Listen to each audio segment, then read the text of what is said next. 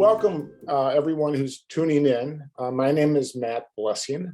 I'm retired from the Wisconsin Historical Society, and I appreciate you dialing in on this snowy evening in Wisconsin. It seems like an appropriate kind of night to be chatting about something related to Alaska, given the weather outside. 2 years ago, in the winter issue of the Wisconsin Magazine of History, I published an article about the Matanuska Valley Colony, which was part of Franklin Roosevelt's New Deal program, where in this case, $900,000 was allocated for an anti-poverty program that moved 205 families, the number is sometimes up for dispute, from the northern regions of Michigan, Minnesota, and Wisconsin to an area in south central Alaska to start new lives, to have a second chance as farmers. This is a writing project of mine that had an incredibly long gestation period. In the mid-1960s, my folks purchased a small cabin in Vilas County, and I've been going up there now for 55 years. I'm the little boy next to the stone fireplace. And I try and sometimes communicate to my adult sons how different the landscape was in northern Wisconsin in the 1960s. Back then, there were large openings of fields, very small pines. You can see these small pine trees behind my parents. These were farms left over from the early 20th century. And you could see the remnants, like this one, of farms that had been abandoned, usually in the 1920s, 1930s. Some made it into the 1940s. I remember going to the Vilas County Fair, and there were still 4-H kids displaying animals. You can drive around northern Wisconsin today in forested areas and still see plenty of big barns. Those barns are now often antique malls, or they're used to store big power boats. But most of those farms in the far reaches, that what were called the cutover counties, that had been lumbered over in the late 19th century, and then those lands were sold to small farmers. And most of the results were not happy ones. The growing seasons were short. It was a long way from market. The soils were thin. And after World War I, the United States agricultural industry entered a long agricultural depression that started way before the crash on Wall Street. And so by the time the Great Depression really descends to the difficulties that we're all familiar with, farmers in the United States had been suffering for 15 years. And especially in places like northern Michigan, the Upper Peninsula of Michigan, northern Wisconsin, farmers had been suffering since the end of the war. One historian, Bob Goff from the UW-Eau Claire, his studies have shown that upwards of 1 in 6 people in northern Wisconsin were on some form of relief from the county welfare agencies all through the 20s and early 1930s. So when Franklin Roosevelt begins unrolling components of the New Deal during the Great Depression, when he takes office in early 1933, one of many programs was this Matanuska Valley project, where, as I said, just over 200 families, about 67 families from each of the three Great Lakes states pictured here, were given an opportunity to start again in Alaska. There were some folks from the Driftless area, and county relief agencies were basically given sort of a lottery based on their population and the degree of difficulty that those counties were suffering. So you see a few individuals who participated in this project from the La Crosse area and also near Sheboygan, but the vast majority were from the northern tier counties of Wisconsin.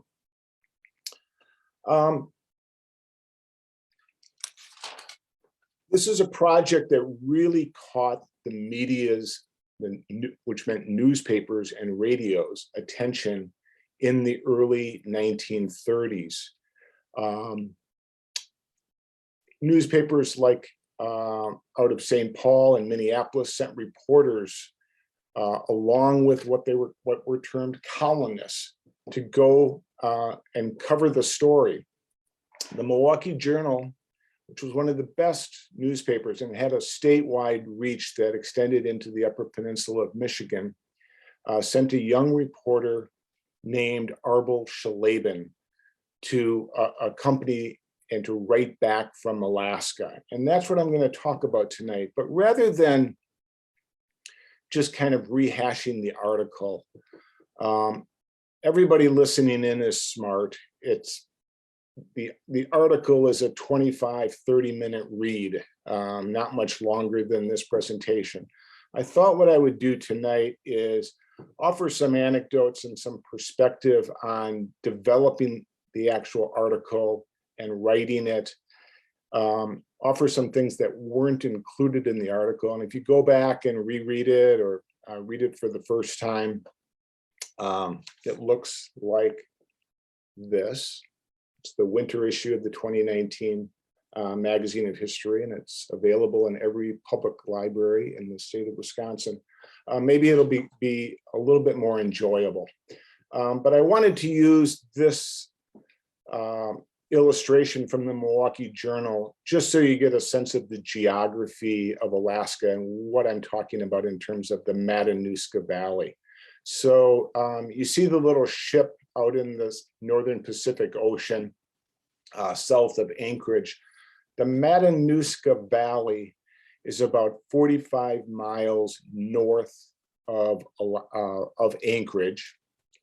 And it's a terribly stereotypic piece. You see the Inuit Indian living in an igloo, and the Canadian Mountie, and a Russian dancer, and that type of thing. But it gives you a sense of the geography. Of course, in 1935, Alaska was still a territory. It would not become a state until 1949. And the federal government was still trying to figure out what to do with Alaska.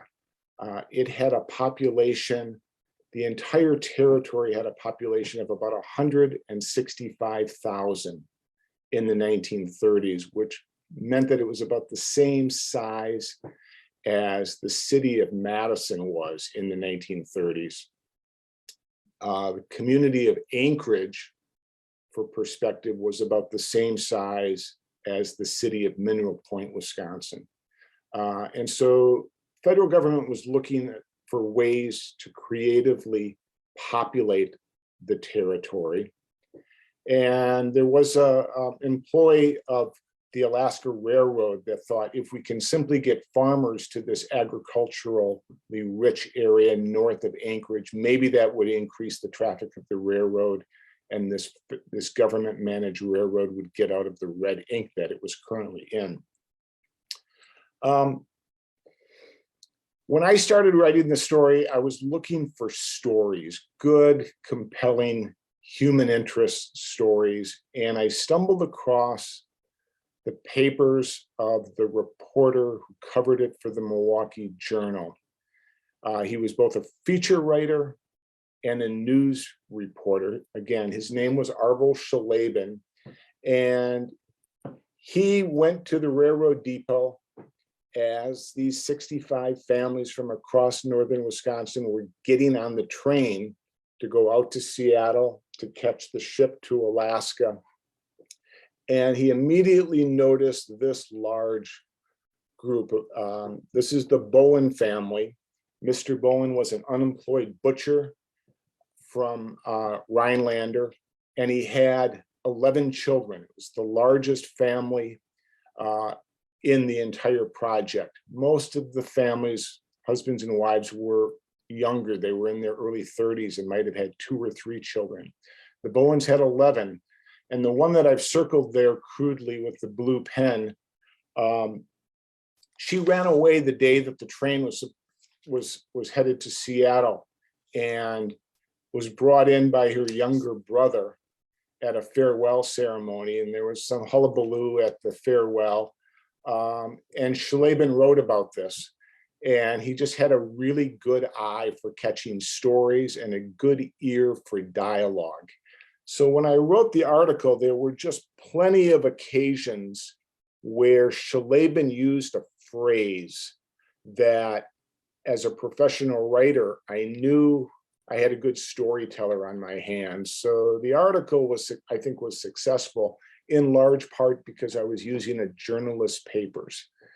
And it would not have been possible if Mr. Schaleben, who became a very prominent newspaper executive, he eventually rose to become executive editor of the Milwaukee Journal when it was by far the most respected newspaper in the state of Wisconsin.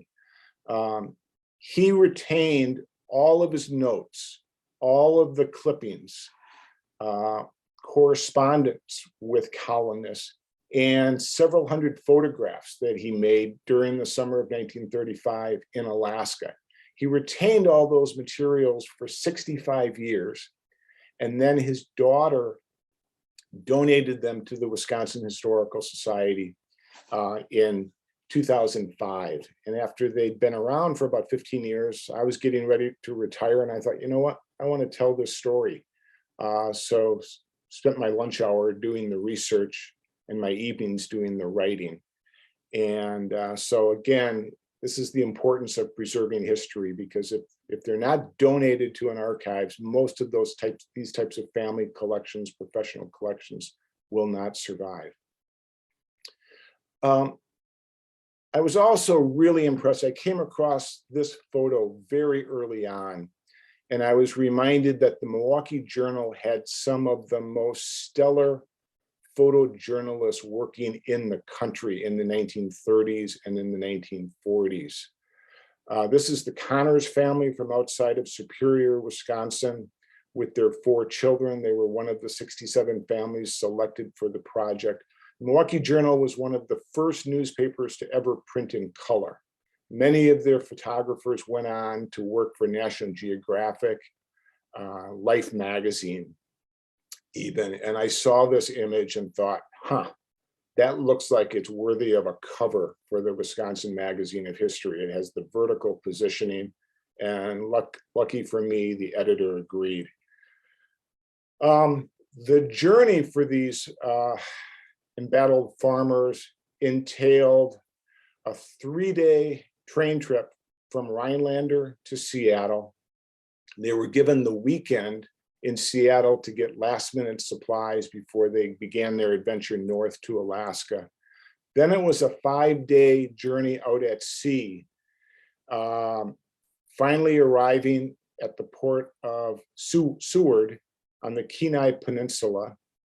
The women and children stayed behind for about a week in Seward, right on the coast of Alaska, while the men went the 2.5 days north from Anchorage and then into the Matanuska Valley to get started, and then the wives and children followed them a week later.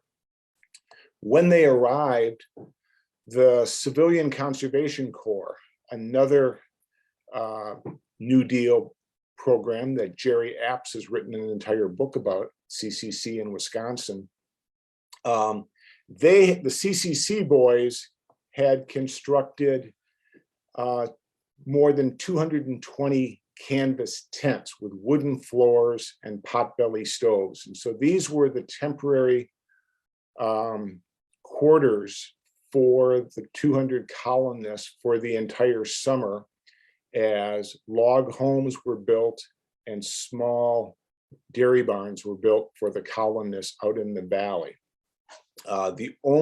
Every family received one 16 by 30 foot military style canvas tent. The exception was the 11-member Bowen family, which received 2 tents since they had 11 children. They also sent Guernsey dairy cows. Someone had the idea in their head that Guernseys were better than Holsteins for the colder climate, when in fact, this area of Alaska, because of the Pacific current, is actually much warmer and wetter than northern Wisconsin and certainly northern Minnesota. And Schaleben, Mr. Schaleben from the Milwaukee Journal moved some wooden cartons and got busy filing his stories to his bosses back in Milwaukee. He arrived in mid-May along with the colonists, and he stayed until the end of summer, until the end of August.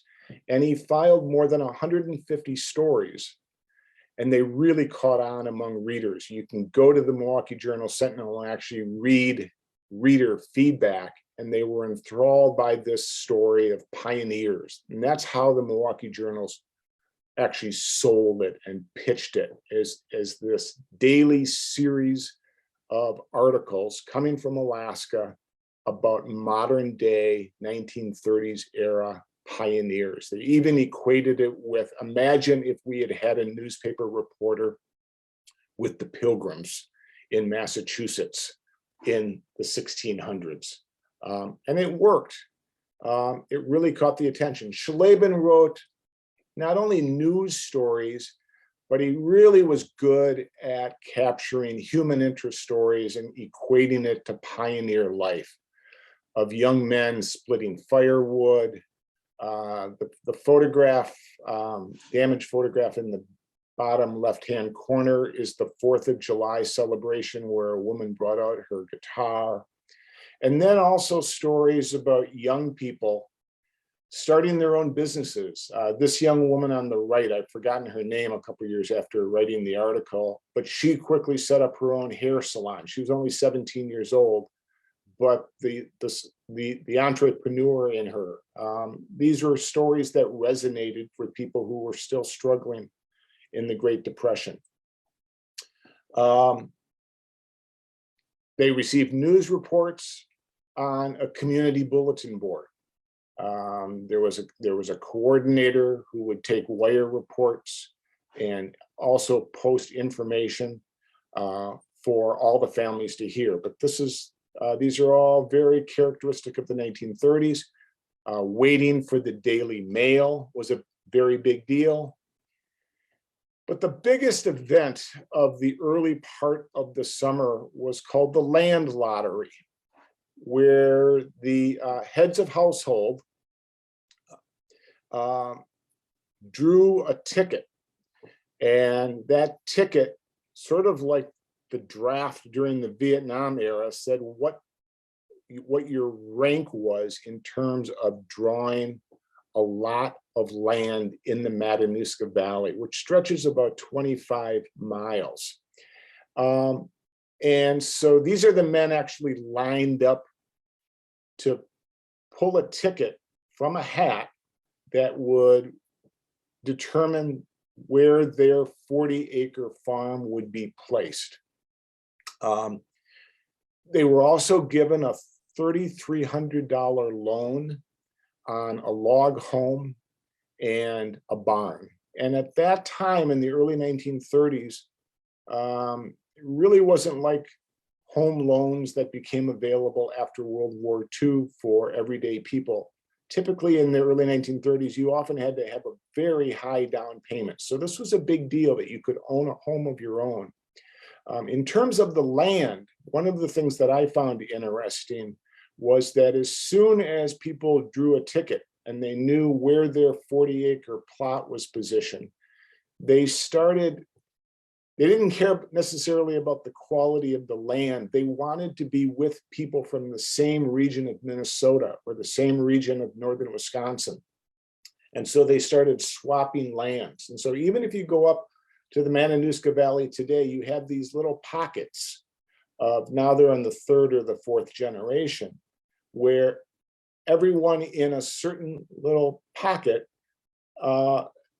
has roots from the Peshtigo area, or they might be from the Sault Ste. Marie region.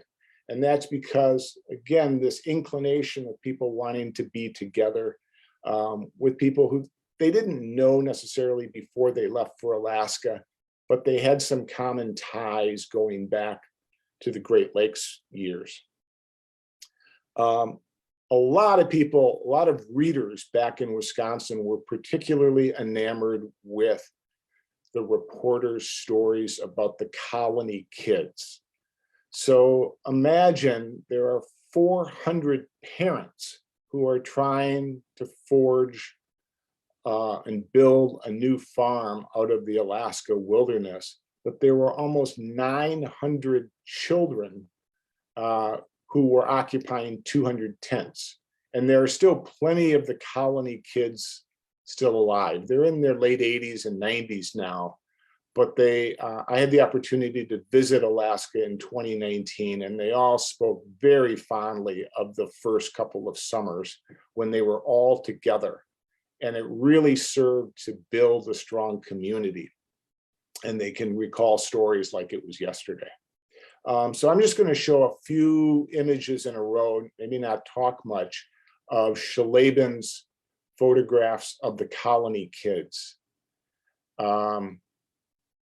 Older kids, like the one on the left, were responsible for things like Sunday school and watching out for the younger children. This is a 5-year-old's birthday party. I showed some of these pictures when I visited Palmer 3 years ago, and I had people in the audience. It doesn't happen very much for an archivist or a historian.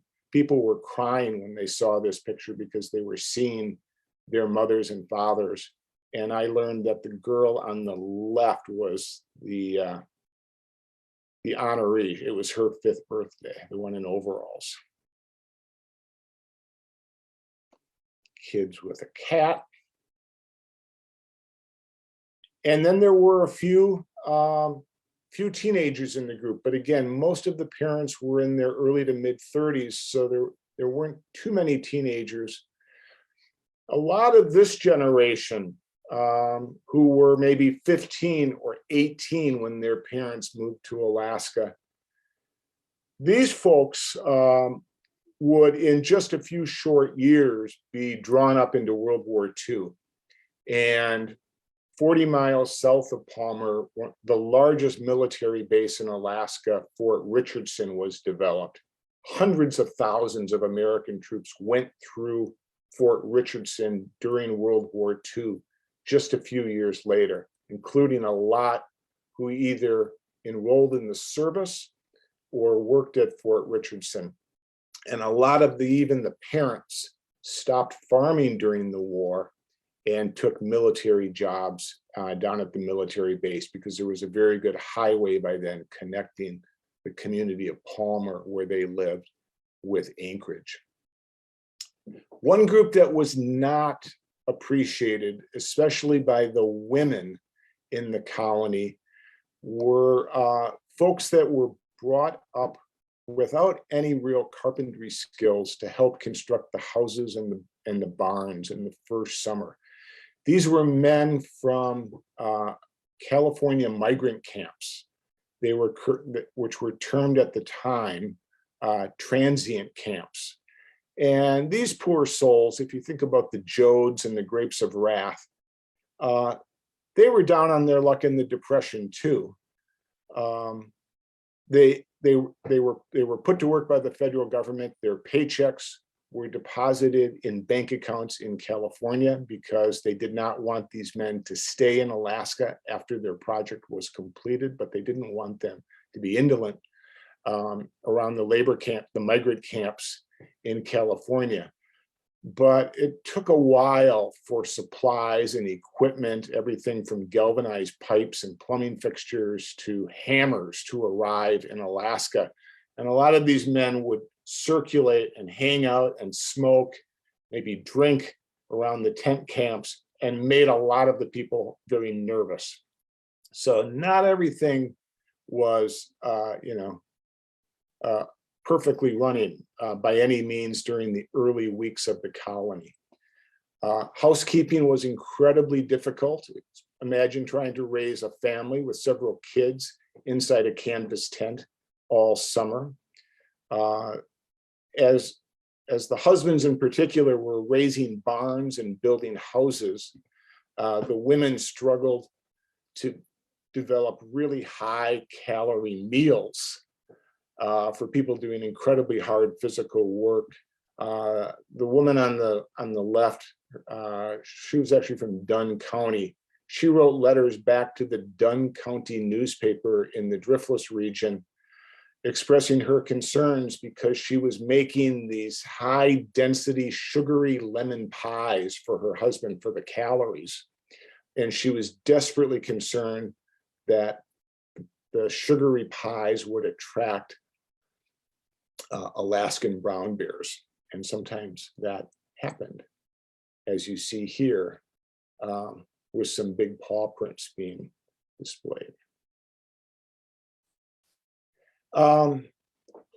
The stories that Schaleben filed were also very popular, I think, because of Wisconsin's tradition of hunting and fishing and the general outdoor lifestyle of a lot of Wisconsin families. So the whole notion of people who, for no fault of their own, lost their farms in Wisconsin and were given a second chance in, of all places, Alaska, seemed to really strike a chord with newspaper readers. Sort of the equivalent today of you turn on cable television and at any given time there's 2 or 3 shows about people living off the grid in Alaska. I think there's something there in terms of it resonating with the general population. By late summer,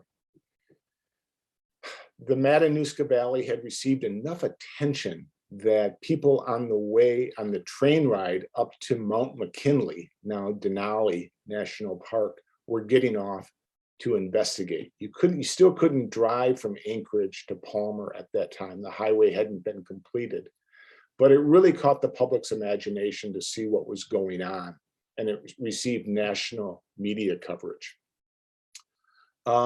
including the Robin Williams of his day. Will Rogers, the famous comedian, and the long distance adventure pilot Wiley Post showed up one day. They landed in Wiley Post's airplane in a potato patch outside of Palmer. And the CCC workers and the farmers just swarmed over Will Rogers. It's hard to exaggerate his popularity as a celebrity, a comedian. He was in Hollywood motion pictures in the mid-1930s. Schaleben had a brief interview with Will Rogers, and then he was off with Post flying the plane north to Fairbanks. And within 36 hours, Post had engine problems and the plane crashed into an Arctic pond. Both the pilot and the famous passenger were killed instantly. It made international news that Will Rogers was lost, and Schaleben is the one who had the last interview with him. As Schaleben was getting ready to go back to Milwaukee after his 4-month stint in the Alaska Territory, he helped a World War I veteran set up the community's newspaper, the Matanuska Valley Pioneer. This is a weekly newspaper that came out for many years. And for his assistance in helping set up the newspaper, Schaleben got a copy sent to him at his home in Shorewood, Wisconsin for years. And he would periodically then give reports about what was going on among the former Wisconsin residents who were pioneering farms in Alaska.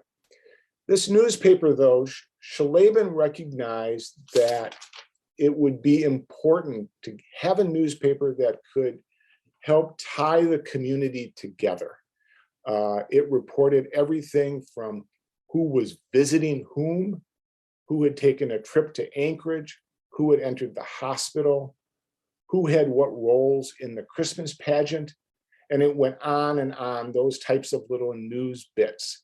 But it really helped to quickly forge community, especially after the temporary tents were taken down, and you had 200 families strung out over 8 miles, and it was a long way in those early years when the roads were rough into the community of Palmer. So it really made a difference in the community, the importance of a newspaper. I might also add, this is my little plug for the Wisconsin Historical Society Library and Archives, that the Matanuska Valley Pioneer, the newspaper itself, is an incredibly rare newspaper. I checked this afternoon in a catalog, and there are only 8 libraries in the world that have a copy of them, including the Wisconsin Historical Society. So it has all the little details that other historians and other genealogists, family historians can use. And so it's one of those many riches of the Wisconsin Historical Society's research collections. Schaleben went back to Milwaukee, and he was such a gifted writer that he wrote numerous magazine articles, including in things like Guernsey Magazine and Farming Magazine and School of Scholastic. And he would typically get paid anywhere between $500 and $800 for these articles about the Matanuska colony. So $500 in 1935, multiply that times inflation, would be about 20 times more. That's about $10,000 in today's dollars for a magazine article. Pretty good bread. He quickly got married, bought a very nice home in Shorewood, and rose up the ladder in the Milwaukee Journal. By the start of World War II, just 5 years later, Schaleben was managing editor of the Milwaukee Journal. So he was really chained to his desk during the war years. But he always retained an interest in the families that he had covered during the summer of 1935. And in the fall of 1945, just weeks after World War II ended, he went back to Alaska to see how they were doing. He filed stories. There were, at that time, about 30 or 40% of the farms were still operational. As I said, many people had gone to work in war plants around Anchorage during the war. But there were many farms that were still thriving. Most of the 40-acre farmers by the end of World War II had doubled or tripled their acreage to make ends meet. You know, and they had purchased things like tractors, and they were doing pretty well. Schaleben then continued rising. As I said earlier, he became an executive editor of the Milwaukee Journal. Even with those responsibilities, he went back to Alaska on a regular basis. In 1970, after the discovery of oil in the Arctic, he went to investigate the North Slope, but he stopped in Palmer. And at this time, he wrote stories. So by this time in 1970, those adults who had been selected to participate in the project, they would have been 60, 65 years old by that time. And they were reaching a point in their lives where they were going back to Minnesota and Wisconsin to see family for the first time in decades.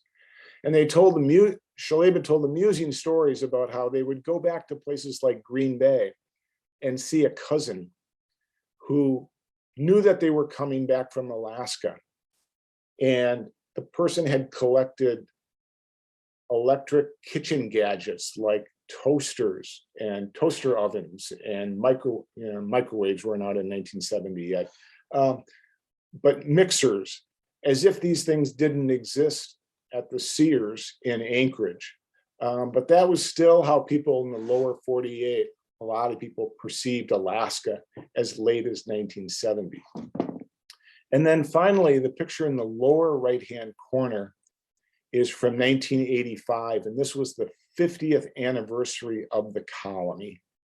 If you ever go to Alaska, the second and third week of June is Pioneer Days, and it is the community's biggest celebration of the year, and it's to celebrate the founders of the community from the Northern Great Lakes states who settled the region in 1935. And now that region, stretching from Palmer to Wasilla, that's by far the fastest growing region of Alaska.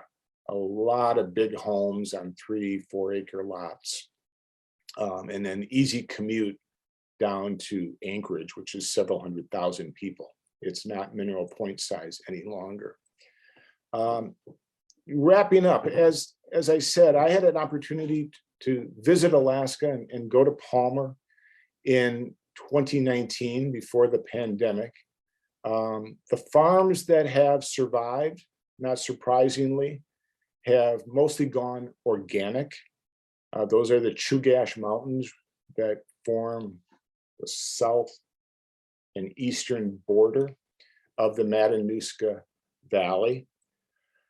The agricultural co-op building from the 1930s, not surprisingly, given its Midwestern roots, is now the community's microbrewery. They were doing a very brisk business when I visited. Unfortunately, when I was preparing for this talk today, it's been a while since I've delivered it. When I visited in 2019, I visited the last dairy farm in the Matanuska Valley. It was in the third generation, a family named Havenmeister, and they were from the Upper Peninsula of Michigan, but right across the river from Marinette, Wisconsin, and they were the last surviving dairy farm in the entire commercial dairy operation in the state of Alaska. And I checked up on them on the internet this afternoon, and very sadly, they just shuttered their dairy operation about 3-4 weeks ago at the very end of the year. They just couldn't make a go of it with low prices and labor problems during the pandemic. In closing, though, I can't end on that quite so sad of a note as the closing of a 3-generation farm. I was struck by the power and the importance of local history in the community of Palmer. When I pulled up to the local historical society, there were no fewer than 3 coach buses with probably 120 people together inside the local historical society, learning about the Matanuska Valley Colony of 1935. There's a memorial to each of the states. I put a picture up here of the names of the Wisconsin families. There's one for Minnesota and there's one for Michigan. In the upper left-hand corner, that's one of the original homes that was moved from a farm into the community of Palmer, and now you can tour that home and see what one of the farm family's houses looked like in the mid-1930s. So this is one of the main mainstays, one of the economic drivers of the community of Palmer, which is several thousand people. And it has a very, very Midwestern feel. If you look at it from the right angle, you think you could be in a place like Rhinelander or Ashland. Even the water towers look and the yards are neat and tidy. There are flower boxes. It's not like the rest of Alaska, where it's okay to have your old pickup truck up on cinder blocks. It has a very Wisconsin aesthetic to it. So that's my presentation. I hope I gave you a little bit more background that helps you enjoy the article a little bit more. And I'll turn it over to Jerry, who will moderate to see if there are any questions. We have a question from Kristen. She asks, how many Wisconsin families are still there? And are we into the 4th generation now? Well, it depends. I mean, there are a lot of families, there's different patterns, right, in terms of how long generations are. But yes, in the case of the Havenmeister family, who just closed their dairy, they're 4th generation. They're mostly teenagers. So I'm sure there are some families where there's even on a 5th generation, but there's definitely definitely many Wisconsin families still in the Matanuska Valley. In fact, in 2008, there was a UW-Madison linguist who heard the vice presidential candidate Sarah Palin's speaking style. And that linguist knew that accent sounded familiar. So she began doing a little legwork and discovered that although Sarah Palin grew up in Idaho and then her parents moved to Wasilla nearby, she had grown up in the 1960s and the 1970s surrounded by people from the Northern Great Lakes. And there was definitely a speaking style that was characteristic of what my mother called Depression speak, but also dialects from the UP and northern Minnesota. Thanks for tuning in. Have a good night.